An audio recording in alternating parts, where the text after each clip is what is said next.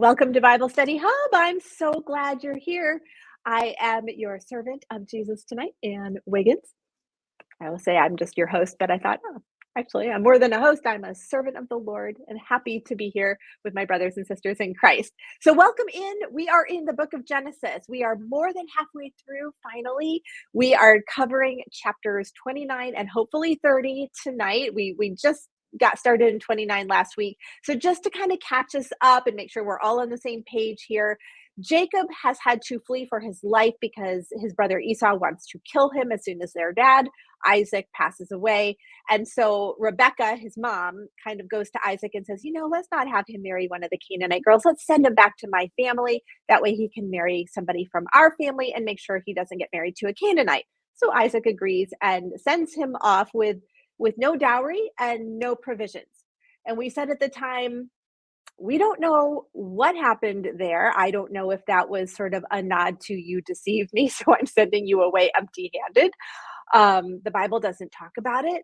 It's just very strange that is how he gets sent off to go get a wife, and a day you have to give a dowry, and he has no dowry with him, even though he got the birthright. So there's some stuff there that you got to sort of read between the lines, not sure what happened. But anyway, on his way, he has a dream. And in that dream, God has a ladder or a staircase between heaven and earth. Angels are going up and down it, and God is at the top. And God officially bestows on Jacob the Abrahamic covenant. And so he is now a definite recipient of that in the line of what would be the future Messiah, Jesus Christ, coming. So he ends up at this well. He meets some people, and he finds out they're from Haran, which is where he's going. He says, do you know Laban? That's his uncle, Rebecca's brother. And they say, oh, yeah, he's doing great. And there's his daughter. And here comes Jacob's first cousin, Rachel, and he waters her sheep. And then where we kind of left off 2 weeks ago when we met last, is that he just burst out into tears. He just started weeping, and she takes him back to her family. And Uncle Laban is like, "You are definitely our kin. Please stay." And that's where we're picking it up tonight. So Genesis 29 verses 15 to 20, if you want to open up your Bibles to that. It starts by saying this. Then Laban said to Jacob, because you are my kinsman, should you therefore serve me for nothing? Tell me, what shall your wages be? Now Laban had two daughters. The name of the older was Leah, and the name of the younger was Rachel. Leah's eyes were weak, but Rachel was beautiful in form and appearance. Jacob loved Rachel, and he said, I will serve you 7 years for your younger daughter, Rachel. Laban said, it is better that I give her to you than that I should give her to any other man. Stay with me. So he agrees to it. They have a contract. So Jacob served 7 years for Rachel, and they seemed to him but a few days because of the love he had for her. All right. So Laban basically says here, hey, even though you're family, I don't expect you to work for free. So you name your wages, and we'll see if we can make something work here. So since Jacob, as we said, doesn't have a dowry, he wants to marry Rachel. He figures, I will offer to work for her hand in marriage. Now, I know everybody's probably wondering the same thing we always ask when we read this passage, and it says when Leah's eyes were soft, but Rachel was beautiful in form and appearance. What does that mean? That Leah's eyes were soft, or maybe weak is what your translation says. It could be weak, it could be soft. I think in the Hebrew it technically means soft. The answer is we honestly don't know. It does seem to be juxtaposed against Rachel's beauty. Like she had weak or soft eyes, but her sister was beautiful. So it sounds like it's creating a situation here where maybe she was not beautiful. Maybe there was something wrong with her eyes. It's possible that the eye muscles were soft or weak, and that her eyes were not necessarily lining up and looking in the right direction. It's possible there was something soft with her eyelids or weak with her eyelids, and maybe they were droopy or something. She may have had some physical deformity. It's just really, really hard to say because the Bible doesn't really tell us, and we just don't know from history either. Like there's nothing to compare this to. However, we do see coming up here in a minute that Laban seems to think that Leah is not super eligible for marriage. So again, we're not sure. But Jacob worked 7 years for Rachel. It says it goes so fast for him because he loves her so much. And I read one commentator, I thought just put it so well. He said, if somebody offered you like this enormous mansion and said, hey, if you'll just work a year for me, you can have this mansion. Like I'll do a trade. And you're looking at it going, I don't have enough years left in my life to earn enough money normally to buy something like this. That year would go by so fast because the value of what you were getting in exchange for it would be so great that it would be such an amazing bargain for you. And this commentator just said, that's probably kind of how Jacob felt, like only 7 years for her. Wow, she's so much better. I thought I'd have to work like 27 years for her. 7 is nothing for somebody that wonderful. So that's kind of where he probably was on that. It's very, very sweet. But let's find out what Laban does now. It says in verses 21 to 26, then Jacob said to Laban, after he'd finished his work, he did it all. He's a man of righteousness. He worked his 7 years. Give me my wife that I may go into her, for my time is completed. By the way, just really quick insert here.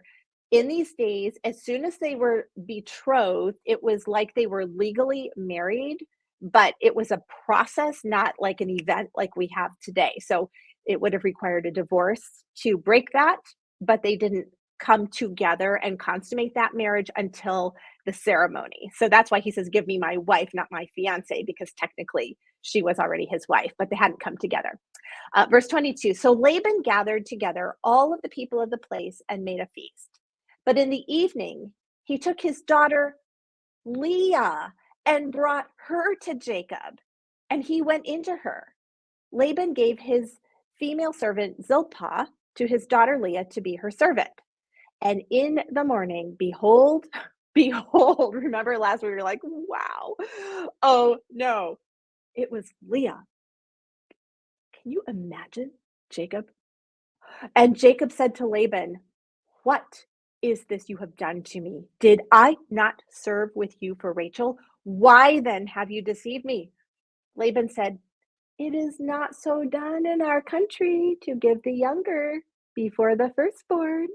As if I'm incensed, because he could have told him that ahead of time. And we don't even know if that's true or if he was making it up. But this is really, really bad to trick somebody like that. Now, I have to ask you as a group, this question has got to come up. How did this happen? And I want to hear from you. The Bible doesn't tell us the details of the deception here and how Laban pulled this off. But how on earth do you marry the wrong person? So I want to hear from you. What do you think happened that led to this event occurring? Let's see here. Yeah, Roberta's saying that her footnote in her Bible says Leah's eyes may lack luster, which was a great defect. Yeah, it might have. We're just not sure. We're not sure, but that's a good footnote there. All right, anxious to hear what you have to say. How do you think this occurred? Because this is major, major.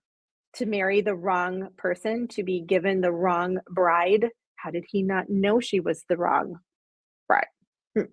Somebody is saying she was heavily veiled, and that is correct. Yeah, she would have had not the veils that we have, like the nice mesh you can totally see through. Probably it would have gone, but if she had eyes that were kind of off, I don't know. Maybe it was a full veil, just not sure. But yes, they were veils. Dottie says no electricity. And that's another really good point. It would have been dark, like really dark. And there's no lamps or anything. Emily says there was not much courting. You guys are good. So a degree of unfamiliarity, dark tent, head wrap. I'm guessing Leah knew.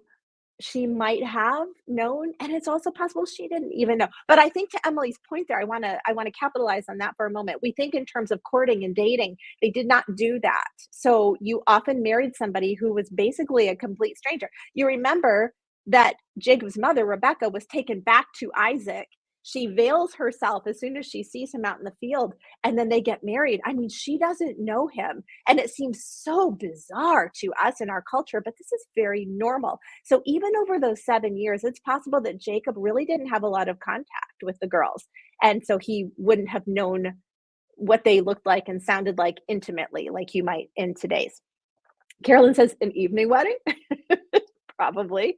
Roberta said she might have been veiled. Also, it could have been in the dark of night. So good, we're getting that. Lori makes a good point. Maybe a little too much to drink at the feast. And there would have been wine at the feast. And perhaps, yes, perhaps there was a lot of indulgence and the senses were dulled. Yeah. And somebody else is saying, Lori, that's what I was thinking. Okay. I think you all did a great job of coming up with ideas on how on earth you end up marrying the wrong person. I don't know if I have anything really to add to that. Yeah. Okay. So at this point, a lot of people will say, Jacob totally deserved this. He tricked his father. This is like poetic justice, right? He had what was coming to him because he did it to his dad. Now it's being done to him. It's kind of this karma sort of thing, like what goes around comes around, and it's his turn to be deceived. And I can see where we might go there with our thoughts. However, I just want to say again for the record that when Jacob got his birthright, it already belonged to him. Esau was the one trying to steal it. He had sold it fair and square to his brother Jacob. Jacob was not stealing it. He was trying to preserve what was his from being stolen. And we said a couple weeks ago, it looks like God just gave extra grace for that in that situation. He did deceive his dad. Maybe that's why he headed out the door with nothing, no dowry. I'm not sure. But this is not a what goes around comes around. This is God punishing him. I'm absolutely convinced of that. This is wrong. Laban was not operating in good faith at all. What he did was unconscionable. And if you kind of sit back and you think about it, like how would you feel, whether you're a woman or a man, the night after your wedding night, you wake up next to somebody that you didn't know you married. You thought you'd married somebody else and someone had tricked you and you married this other person that you're not in love with at all. That would be absolutely catastrophic. And I just don't even know how that would feel. Like my brain just wants to shut down as I think about it. So very, very serious stuff here. And Jacob is just, oh my goodness, he's just beside himself. So complete this week of one. This is Laban speaking. And we will give you the other also in return for you serving me another 7 years. All right.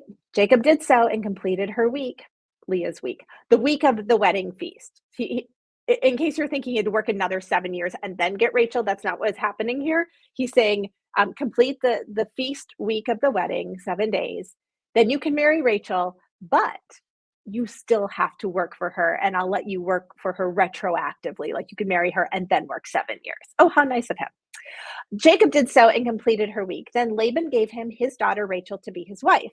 Laban gave his female servant Bilhah to his daughter Rachel to be her servant. Happy wedding. Here's your servant. So Jacob went into Rachel also, and he loved Rachel more than Leah and served Laban for another 7 years.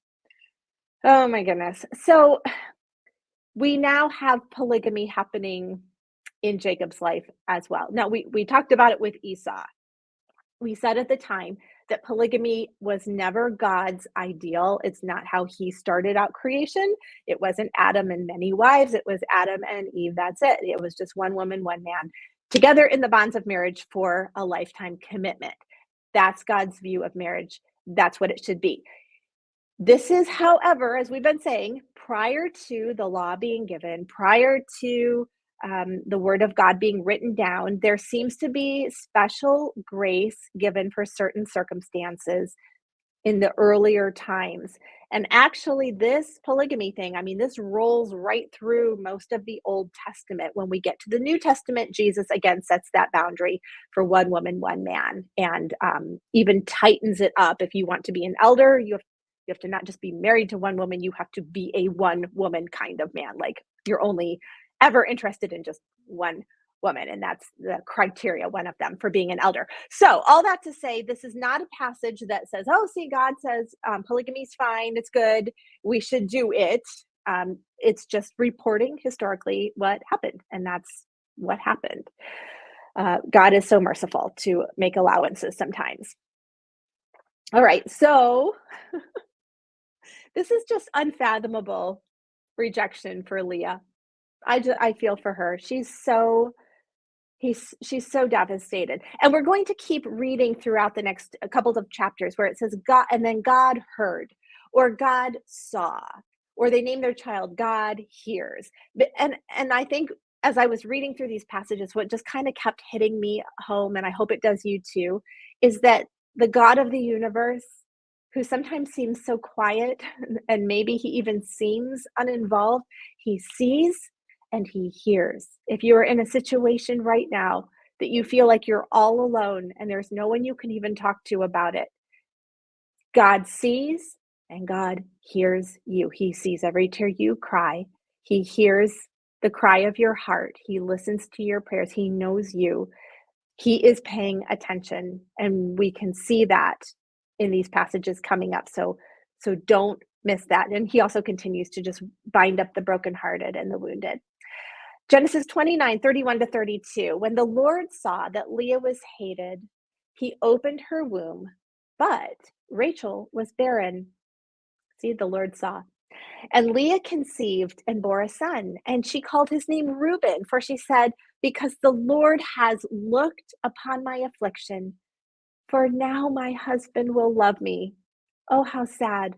Now my husband will love me because I gave him a son. She's so hopeful right now.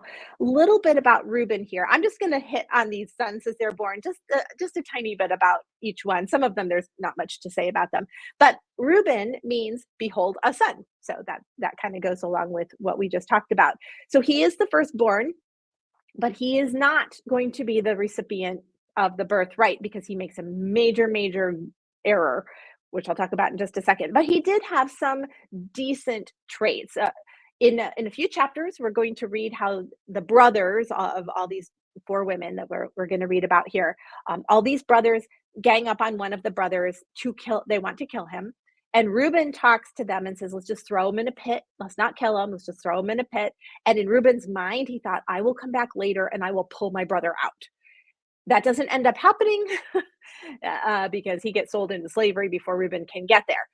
But at least he was the one who kept them all from killing his brother. And then later, hopefully we'll get to it even in this Bible study, Reuben finds that's kind of a rare fruit for his mother that's supposed to make her fertile. And he brings her this fruit, and that's very sweet. However, his failure was he ends up sleeping with his father's concubine, Bilhah. And boy, is that ever a huge no-no. Not only is it immoral, but it really challenged his father Jacob's authority in the family and his lineage. So in Genesis 49, right towards the end there, Jacob mentions that and pretty much just says, you nixed yourself from the birthright. That's a no-go. Too bad. All right. 29:33, she conceived again, Aaliyah, and bore a son and said, because the Lord has heard that I am hated, he has given me this son also. And she called his name Simeon. Simeon means God hears. And it's so sad. Now, Simeon was a man of vengeance. You kind of, oh, these little babies, they were so sweet. And they were, but some of them grew up to be not the greatest people. So he and his brother Levi, total partners in crime, and they take out a whole Canaanite village in revenge in the most awful possible way, which we will get to in the book of Genesis. I won't do the spoiler alert for you. You'll have to wait and see, but oh, it's awful. And Jacob cites at one point how they hamstrung oxen as they please. So they were just really kind of a brutal pair, not nice at all. Well, Levi is next. Verse 34, again, she conceived and bore a son and said, now this time my husband will be attached to me because I have borne him 3 sons. Therefore, his name was called Levi. And Levi also means heard. So she's been praying and praying, not just for children, but she's been praying, God, would you just let my husband love me? And he never seems to, even though she keeps having children. So anyway, we kind of talked about Levi and Simeon a second ago. Levi's tribe goes on to be named as the priestly tribe over Israel, which is amazing. That God's mercy and grace for somebody like that to be his descendants named as the priest, that's that's grace, I would say. Verse 35, and she conceived again and bore a son and said, this time I will praise the Lord. Therefore she called his name Judah. Then she ceased bearing. This is interesting, isn't it? Judah means praise. And it's almost like she said to herself, I'm going to stop hoping and praying that my husband will love me, and I'll just be grateful for this child. I'll just call his name praise. I'll just praise the Lord, even though I'm not loved by my husband. Now, if you're like me, you think, wait a minute, Judah, that one rings a bell because that is the line of the Messiah. Jesus was of the tribe of Judah. So you say to yourself, if you're like me, he must have been a really good one. Like, I know Simeon was full of revenge, and Levi, boy, he was right on his brother's tails, helping him out. But sure, and Reuben, we all know what happened with him. But surely Judah was great. No, Judah was not great. Again, pure grace, because Judah was actually pretty immoral in his own way. We will get to all of this. No spoilers. Chapter 30, verses 1 through 5. When Rachel saw that she bore Jacob no children, she envied her sister. She said to Jacob, give me children, or I shall die. She's pretty strong.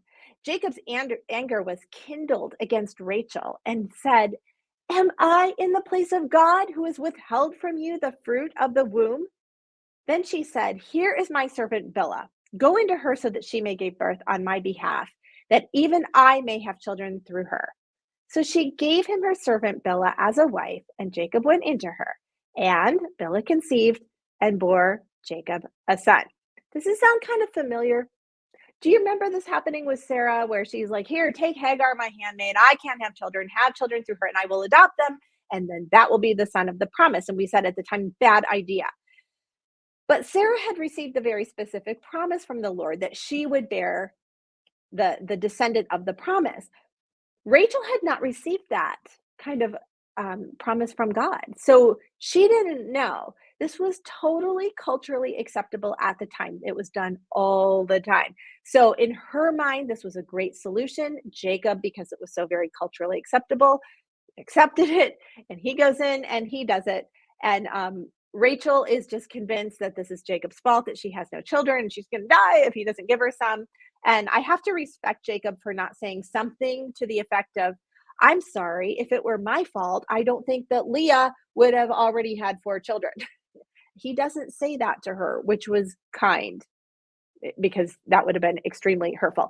But we all know it wasn't Jacob, right? It had to have been Rachel, because, and also Bilhah gets pregnant immediately. So clearly it's not Jacob's fault. All right, verse 6.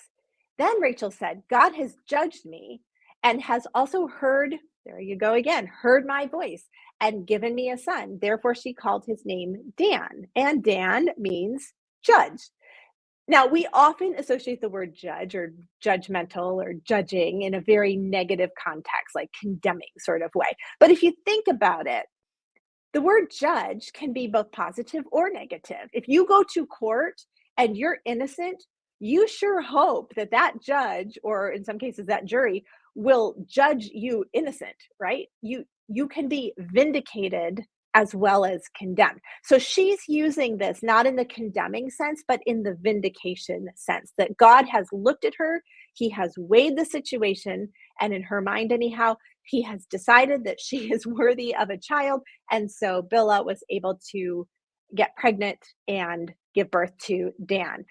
Really not a whole lot else is said about Dan in the Bible. I believe his tribe was not super big, and we just don't really know a whole lot more about him. So we will move on to verses 7 to 8. It says, Rachel's servant Bilhah conceived again and bore Jacob a second son. Then Rachel said, with mighty wrestlings, I have wrestled with my sister and have prevailed. Well, that sounds mature. What a mess this family is. I mean, this is a mess. This is one reason why we know polygamy is not a good situation. In fact, later on in the book of Leviticus, and I think it's chapter 16, but I'm not totally sure, um, it's actually forbidden for a man to marry his wife's sister because there is rivalry. And God says, just, don't do that. Just don't do that. And you can see that rivalry happening here. So Naphtali or Naphtali, either one, means to wrestle. And she's wrestling with her sister for babies. So meanwhile, back at the ranch, things are getting weird, amongst the sisters. So, it's Leviticus 18, sorry, not 16, 18, that is forbidden to take a second wife. So let's see what happens next. How much more weird can this get? Verses 9-11. When Leah saw that she had ceased bearing children, she took her servant Zilpah and gave her to Jacob as a wife. Jacob's got to just start saying no to the stuff. Then Leah's servant Zilpah bore Jacob a son, and Leah said, good fortune has come. So she called his name Gad, because Gad means good fortune. And sure enough, the tribe of Gad drives off and is victorious over raiders and is always pursuing Israel's enemies later on. So I guess you can look at that and say, yeah, that's pretty good fortune. Verses 12-13. We're going pretty fast here, so thanks for hanging in. Leah's servant Zilpah bore Jacob a second son, and Leah said, happy am I, for women have called me happy. So she called his name Asher. You can tell that they're starting to get low on names. Actually, that's a really nice name, but just like they're running out of reasons to name their children. Okay, I'm just happy now. We got kids coming out of people. So Asher does mean, or it sounds like, I should say, the Hebrew word for happy. And later, Jacob does bless Asher and his descendants with a promise that they would gain good food and riches. And they do end up in this really rich soil area of the promised land. And their land produces grain and oil and minerals and all these things. So yeah, I can see how that came true as well. Verses 14-18. In the days of the wheat harvest, Reuben, who's now, I'm sure, getting quite grown up because a lot of years have passed here, went out and found mandrakes in the field and brought them to his mother Leah. Then Rachel said to Leah, please give me some of your son's mandrakes. But she said to her, is it a small matter that you've taken away my husband? Would you take away my son's mandrakes also? This is a very odd exchange. Rachel said, I added the sigh, then he may lie with you tonight in exchange for your son's mandrakes. Then Jacob came in from the field in the evening. Leah went out to meet him and said, you must come into me. You must sleep with me, she says, for I have hired you with my son's mandrakes. So he lay with her that night, and God listened to Leah, and she conceived and bore Jacob a fifth son, the fifth of Leah's.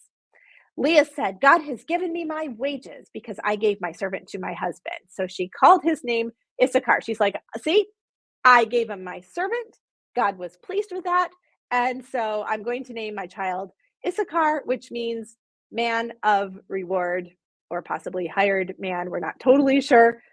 He grows up to become a very large tribe. That's really all that we know about Issachar. But let's go back to the mandrakes, because this is so strange. Mandrakes. What on earth are mandrakes? Well, let me show you a picture. Here we go. Picture's worth 1,000 words. There you go. There's a mandrake. Does that not look tasty? Wouldn't you love it if your kid brought that home to you? It looks like a weed that I would spray Roundup on in my own yard. But that's a mandrake. And you might be saying, okay, so what is the deal with the mandrakes? They don't even look that delicious. Well, they were considered to be sort of a fertility drug, I guess you could say. It was something that you would eat. Those are the roots of the mandrake plant, and you can see how it almost looks in that one like a person with somebody hanging around their neck. Here's another picture of the roots of a mandrake. You can see how it kind of resembles like a person with limbs. And so what they truly did think was that it was an aphrodisiac, it would cure infertility. They believed that if you weren't infertile, it would at least make you extra fertile, and they were apparently not super, like, they weren't just everywhere, they were kind of rare, I guess. And so Reuben finds these mandrakes. He knows his mom, is always wanting to have another baby, so he brings her the mandrakes, and then Rachel sees it. She's like, "Oh, I need the mandrakes. You have all these kids. I have no kids. I need the mandrakes." And Leah's like, "I'll strike up a bargain. If you let me sleep with him tonight, you can eat the mandrakes." And crazy and ironically enough, Leah's the one who gets pregnant. The mandrakes have absolutely nothing to do, by the way, with fertility. They didn't know that at the time. They're going based off of whatever they can figure out. They don't have a lot of science. But apparently, they did use it for like surgeries and things because it would kind of make them hallucinate a little bit. Probably made you feel like you were either high or drunk. I'm not totally sure, but it definitely had some properties that make you feel weird. And so they probably attributed that. You eat enough of them, they would kill you because they were somewhat poisonous. So I guess they didn't eat a lot of mandrake that night. Somebody would have died. Moving on, verses 19 to 21. And Leah conceived again, and she bore Jacob a sixth son. Then Leah said, "God has endowed me with a good endowment. Now my husband will honor me because I have borne him six sons." So she called his name Zebulun. Afterwards, she bore a daughter and called her name Dinah. All right, so Zebulun means dwell, could also be translated honor. Sounds a lot like the Hebrew word for gift. I don't know. That's about it for Zebulun. Okay, but I have a question for you, group. So start commenting. How are you feeling for Leah right now? What are your emotions? Because I don't ever want these stories to become like I don't know, like a book that your mom would read to you when you were a little kid that you thought was real when you were a child because, you think everything is real, but it's actually not. I don't ever want them to become that because they are real. This is a real woman. All of this really happened. It really, really did. The Bible is inerrant. It is accurate. It records accurately, exactly to the detail. Every single thing that happened is true on the pages of Scripture. So, wow.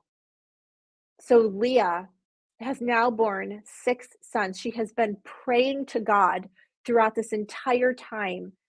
And it keeps it, she's like, "God has heard me. God is listening to me. Maybe now my husband will love me." She keeps saying, now he'll be attached. She gives up the love and she doesn't, he'll be attached to me now. Maybe he'll be attached to me. So how are you feeling for Leah?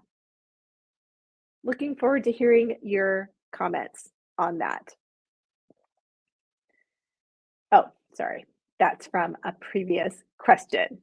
We have quite a delay, I can tell. Sorry for the delay. Any second now, I know that people are going to be commenting. There we go. All right. Alan says, "Here's a woman who desperately wanted her husband's love and did everything she knew to earn that love, but always seemed to come up short. I feel sad for her." Oh, me too. And I think you just put that so beautifully. Margie says the same thing. She's just feeling sad for Leah. Emily says she's so sadly desperate. And Rachel seems so jealous. And the servants sounds like such a mess. Totally agree with you on that one. This is just a window into a real person's soul who feels rejection on levels that you and I probably never will or even could because her situation is so unique and it really makes your heart go out to her. Roberta says she's upset that she still does not love her. I'm sorry, she's upset that Jacob still does not love her the way she wants, but she's also used. I feel sad for her. I had not really put that together, that she may truly be feeling used as sort of a baby machine. I can produce kids, but you don't love me. You just love what I can give you. Oh, wow. Really good comments there. Thank you for that. Yeah. Um, Let me also just say this. What on earth is wrong with Laban? What kind of a dad does this to his daughter? You trick somebody into marrying your daughter that you don't think is super eligible and you don't see this coming? You don't see strife? coming? Did he not care? Did he not think it through? What on earth is wrong with him? He is an evil man. I will just say that. Well, verses 22 to 23. Then God remembered Rachel, and God listened to her. Are you catching all this? God saw, God listened, God remembered. Like we said, it's all over here. God knows you. I just can't say that strongly enough. He's watching, he's listening, he hears your prayers. 23, she conceived and bore a son and said, God has taken away my reproach. And she called his name Joseph, saying, may the Lord add to me another son. Okay, interesting. It seems like you might say, like, name him, yay, I finally have a son. But she says, I want more. I don't know if that's okay or not. That's kind of just what she does. Interestingly enough, Joseph means may he add, but it sounds like Hebrew also for apparently for taken away. So it's almost like she was saying, like God added a son to me and subtracted my reproach, like it was an addition subtraction thing going on. Now, unlike some of the sons that we've just talked about, that I'm like, oh, there's not much about this one. It was a small tribe, or this was a warring tribe. Joseph, major player coming up shortly. So I'm not even going to get into that because most of the rest of Genesis revolves around Joseph, and it's an amazing story. So I hope you can be there or here for those teachings. Now we're about ready to go into another section. I want to say before we go into that section, what we just said a second ago. Laban is a bad man. He's bad. He's not like his sister Rebecca, Isaac's wife, Jacob's mom. Not like her at all. This is a man who does not worship the one true God. He's a liar. He's a cheater. He's a conniver. He's terrible. He's awful. And in a second, we're going to read about how he is also an idol worshiper. So if he's an idol worshiper, and we know that the Bible says that those idols are actually kind of like the idol itself isn't influenced by demons. But if you worship an idol, you're basically worshiping a demon, because there's a demon behind the creation of the idol. That's probably a better way to put it. So this is Jacob being portrayed as a godly man, which he has consistently been. Didn't make all the greatest choices in the world, but he's a godly man. He loves the Lord. He serves the Lord. And then you've got Laban over here, who's just pure evil. Here we go. Verses 25 to 28. As soon as Rachel had borne Joseph, Jacob said to Laban, send me away that I may go to my own home and country. Give me my wives and my children for whom I have served you, that I may go. For you know the service that I have given you. He says, I have worked for you fair and square. I have completed exactly what I said I would do. I have worked hard. So send me off now. The deal is done. But Laban said to him, if I have found favor in your sight, I have learned by divination that the Lord has blessed me because of you. Name your wages, and I will give it. And then you want to insert there, right? Right, Laban, I'm sure you will. And we'll hear about that in a second. So Jacob is like, let me go back home. But Laban doesn't want to let him go, not because he'll miss the children, not because he'll miss the grandchildren. His reason is because I'm wealthy because of you. And he says, this is just so brash. I've learned through divination that it's because of you.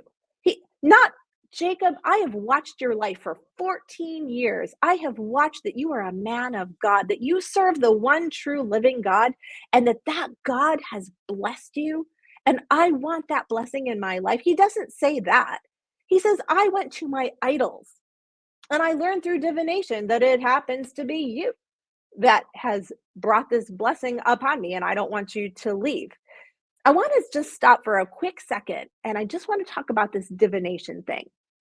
Divination has the word divine, right in the word. And what it is, it's not prayer. It's different from prayer. Divination is looking usually to some physical object, whether that's something you can hold or something that you can see, to make contact with some deity, probably demon, in order to establish kind of a deal with them, get information from them, score something from them, cause them to want to help you with something. It's very different than prayer. In prayer, we go to God, and God mercifully comes to us, right? Because we can't get to him unless he comes to us. That was that ladder, that staircase that we read about 2 weeks ago when we were last in Bible study, where we said God came to man. That's not what's going on here. In fact, they usually had some sacrifice, and I'm going to pop up a picture here. You don't know what it looks like, a heart. That's actually a 2000 BC, they think, mold of a sheep's liver with cuneiform on it and those holes. And what they would do is they would read sheep livers as part of their divination process. So they would slaughter a sheep, they would take out the liver, they would look at the liver, and they would start looking for abnormalities. If it had holes, if it had divots, if it had wrinkles or whatever, it was oddly shaped. All of that, it was like for them reading tarot cards. So that's not an actual sheep liver. That's just sort of a like a mold of a sheep liver that they wrote all kinds of things on and what those things meant. And so that's probably what Laban actually did. He probably slaughtered a sheep or something, and he read the liver, and the liver told him.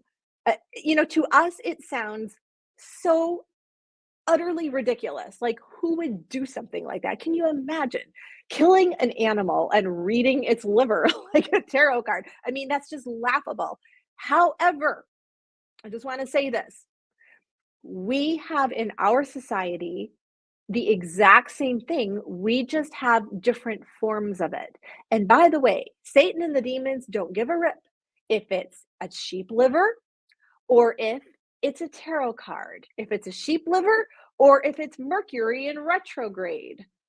I got so tired of hearing about Mercury in retrograde the past few weeks. I don't even quite know what that means, except I think it looked like Mercury was moving the wrong way or something.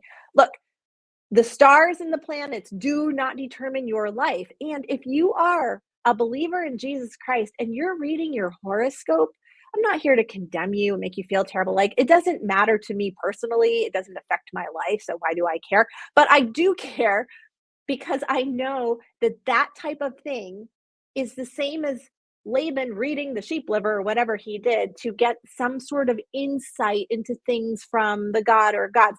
Christians really have no business dabbling in those types of things. Don't go to palm readers. Don't get your fortune told.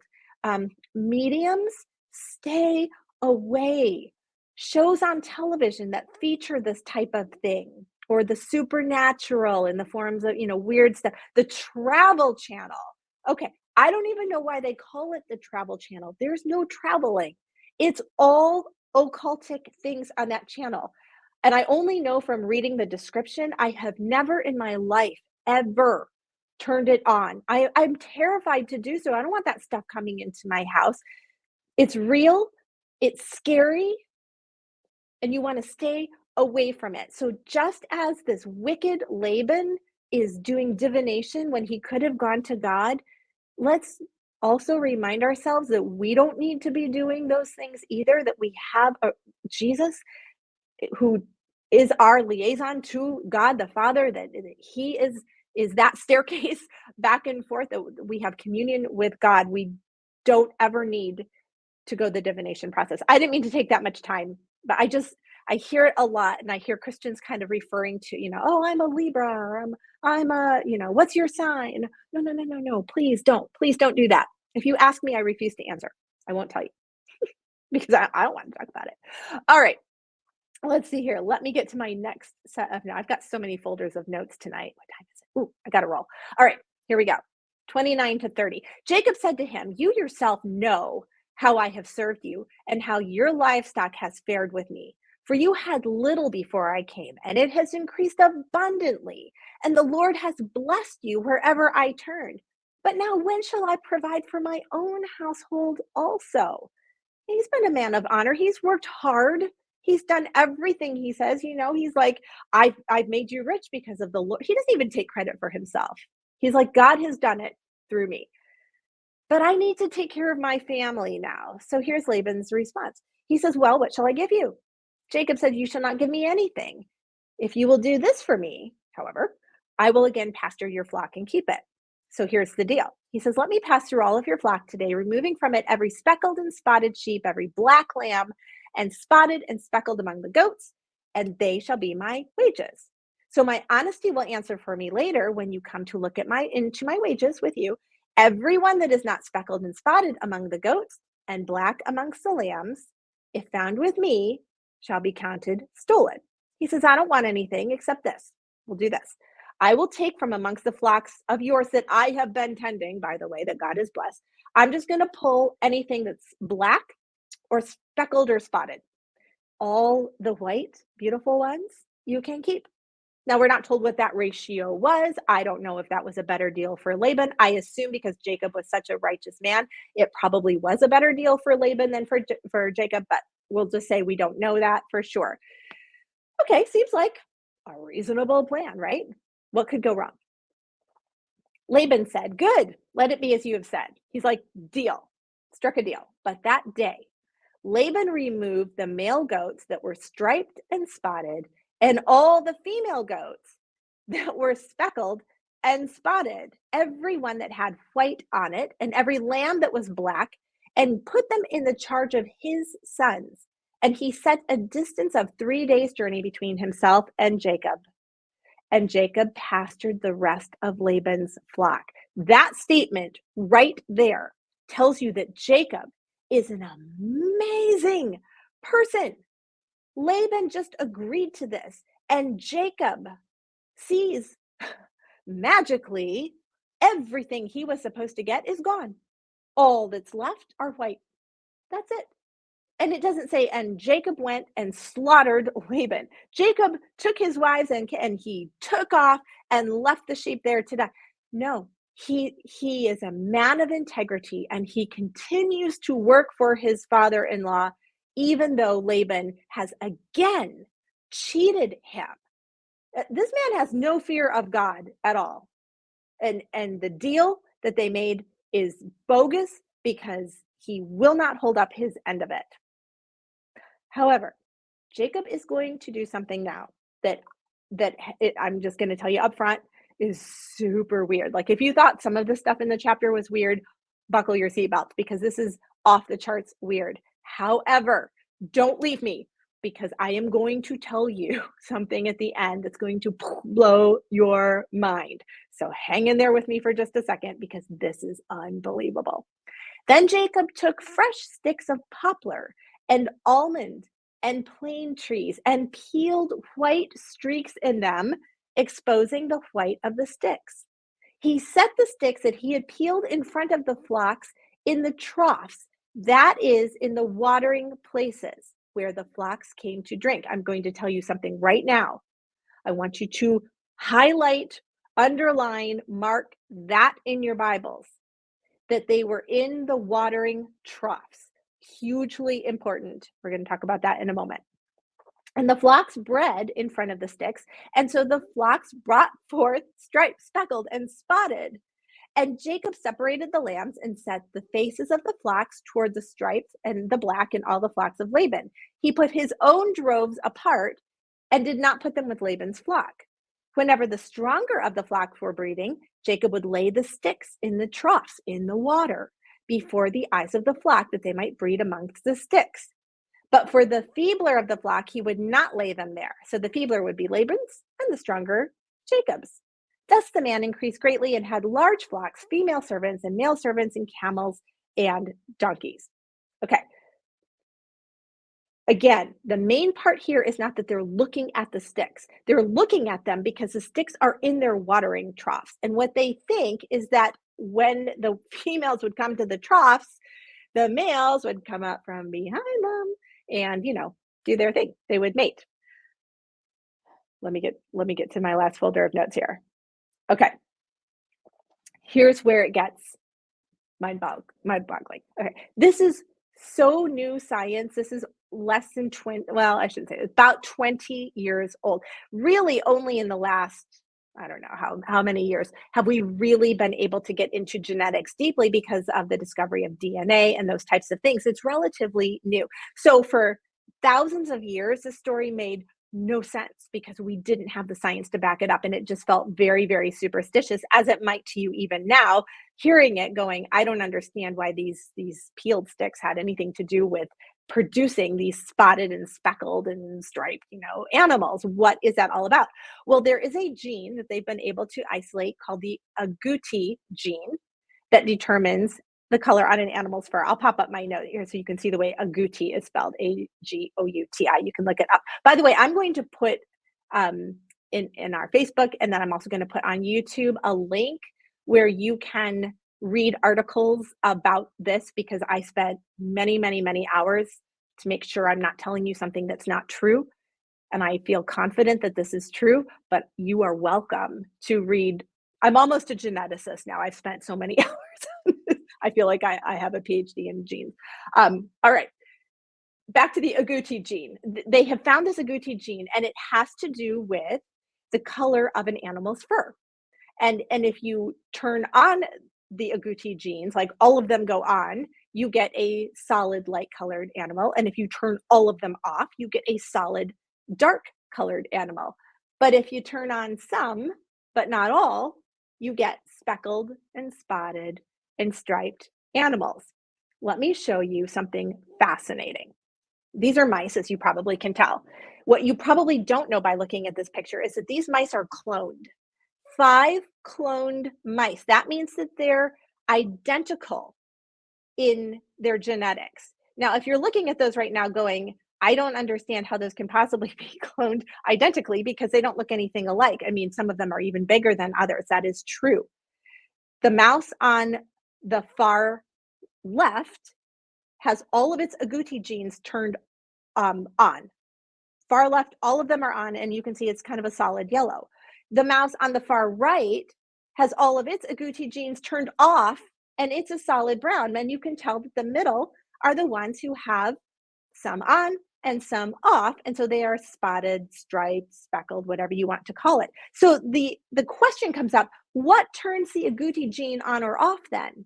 And what they have found is what turns that gene on and off is, you probably have guessed it, the diet of the mother while she's pregnant. The diet of the mother while she is pregnant can turn on or off this agouti gene. Now, does this just happen in mice? The answer is no. Jacob was not superstitious. I personally believe that God instructed him to do this, because what they have found is that the nutrients inside the bark of the sticks he put in the trough provide the exact nutrients needed to flip these agouti genes on and off. And so when he put those sticks in the water and those sheep came to the water and they drank the water while they were mating, and so they were flooding their body with these nutrients, it was flipping on and off those agouti genes, and they were giving birth then to the speckled, the striped, and the spotted animals. And that is because the God who made the universe knew all about the agouti gene. What is that? 4,000 years plus before we ever even discovered what it was. And I just have to say this. When the Bible seems to not make a lot of sense, it's usually because we have not caught up to God. Not because it's not right, not because it's superstitious. It's because we don't even yet understand the depth of what God has done. I will put the links for that for you, so that you can take a look at it yourself. You too can become a geneticist in this next week by reading all of these articles. There were so many words. I had no idea what I was reading half the time, but after lots and lots and lots of study, I feel confident bringing it to you. But I always tell you, you can do your own study too and see if you come to the same conclusion. Most geneticists have no interest in the Bible, so there's not like there's tons and tons of information relating to the story, but there is tons of information relating to this agouti gene and what it does. I mean, that's 100% for sure. And it looks like these sticks provided those nutrients. So unbelievable. So I thought you would enjoy that tonight. I love it when the Bible blows my mind, which is pretty much every time I read it. We will be back next week together again, and I can't wait to continue on in this story. And if you think like, oh, the best part just has to be over. That was so amazing. No, it it's always the best part. Every week is the best part because it's so incredible. So don't miss next Monday night, 9 p.m. Eastern Time, right here on Bible Study Hub, Facebook, and YouTube. I will look forward to seeing you then. Thank you for hanging out with me. Have a wonderful week. I pray for you. Let us know how we can pray for each other on Facebook because we love to do that. All right. I'll see you next week. Bye bye.